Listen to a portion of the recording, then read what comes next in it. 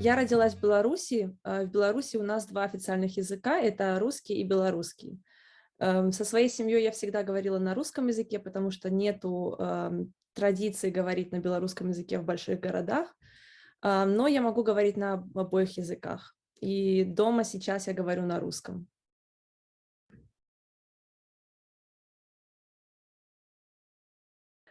Да, я разговариваю с моим сыном на русском языке на постоянной основе. Это единственное постоянное общение на русском, которое у меня есть. И мне было важно, чтобы он учил русский язык, просто потому что это мой первый язык. И несмотря на то, что я владею другими языками неплохо, на неплохом уровне, русский — это все-таки мой родной язык, и я могу ему дать больше инпута на этом языке, что важно ему для обучения речи, поскольку дети, прежде чем выучить определенный язык, учат возможность коммуницировать, как строится речь и другие такие концепты.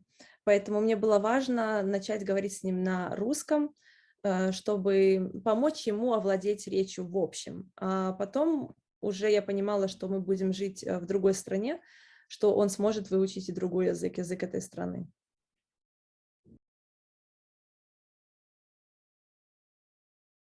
Когда мой сын родился, мы жили в Германии, и автоматически, видя других мамочек, которые говорят со своими детьми на немецком, я тоже перенимала сначала эту традицию и говорила с ним на немецком. Однако потом, когда мы переехали, мы еще жили в Австралии, и там был английский язык, и я поняла, что перенимать язык большинства в стране каждый раз, когда мы переезжаем, просто неправильно. У нас ничего не остается, чего-то консеквентного. Поэтому я решила, что важно все-таки нам установить язык наш, который мы будем говорить в семье. И я поняла, что видела, как мой сын понимает другой язык, я поняла, что он все равно выучит второй язык.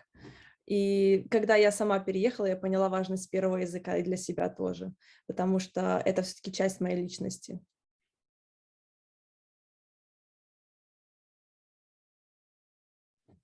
Мы постоянно говорим на русском языке, когда мы вдвоем. То есть, если я веду коммуникацию со своим сыном напрямую, то это всегда русский язык.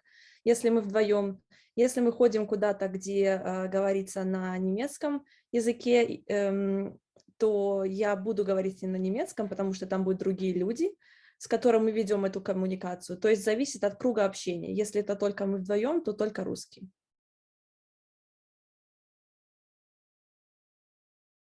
Да, это очень важно как для меня, так и для моего сына, потому что я заметила, когда я переехала в другую страну, что первым моим желанием было выучить язык этой страны и культуру, быстрее ассимилироваться. Но когда я дошла до определенного уровня, я поняла, что из себя изменить невозможно, и та культурная и языковая составляющая, которая во мне есть, она играет все-таки большую роль для моего становления и в новой стране. Поэтому я стараюсь сейчас продолжать читать русскоязычные книги, смотреть фильмы и все-таки часть моей жизни тратить на русскоязычное пространство.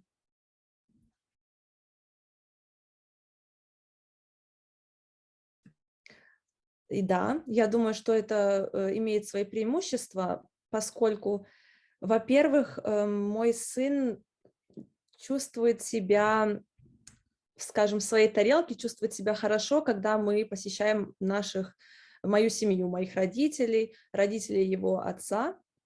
То есть у него есть уже какая-то личностная идентификация.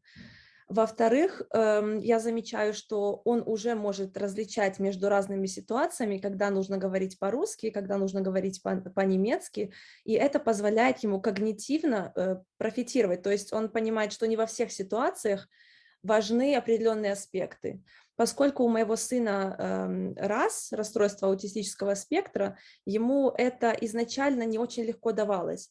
И у меня есть ощущение, что постоянная смена языков и необходимость закрывать какое-то языковое пространство на время в ситуации, это позволяет ему понимать, что в определенной ситуации нужно когнитивно сконцентрироваться на одном аспекте. То есть это помогает ему улучшать его какие-то когнитивные функции, развивает память.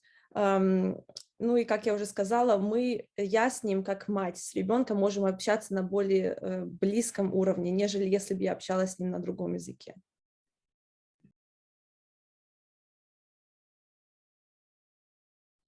Поскольку мой сын сейчас ходит в детский сад и еще не начал ходить в школу, где у него будет больше контакта с немецким языком, то есть доминантный язык сейчас у него русский, поэтому у нас нету больших проблем с тем, чтобы немецкий язык как-то превалировал над русским.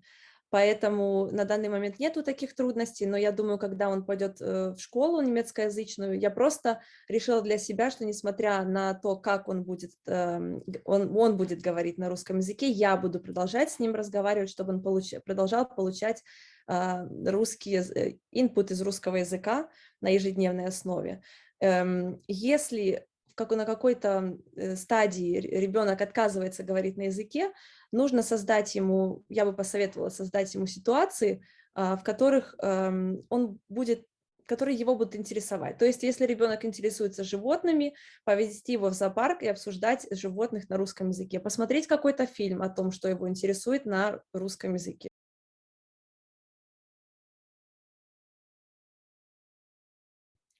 Есть определенные трудности, поскольку для детей с аутизмом тяжело развивать коммуникацию в общем.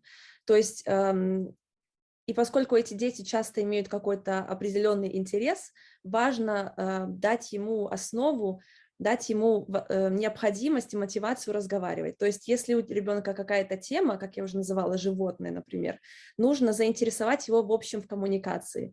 И ребенок потом, если он заинтересован, он будет искать возможности объясняться и сообщать какую-то информацию, которую он хочет поделиться с другим человеком.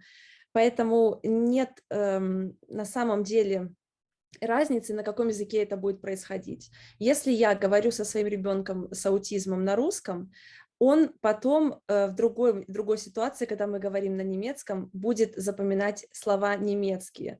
И это продлится несколько месяцев, это у нас было несколько месяцев, и сейчас мой сын способен определить, находимся мы дома, тогда он начинает говорить на русском, или находимся мы где-то в другом месте, где люди говорят на немецком.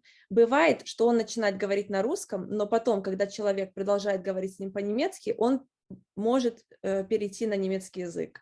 То есть это требует просто немножко больше времени, тренировки, но в результате дети учатся также говорить на двух языках.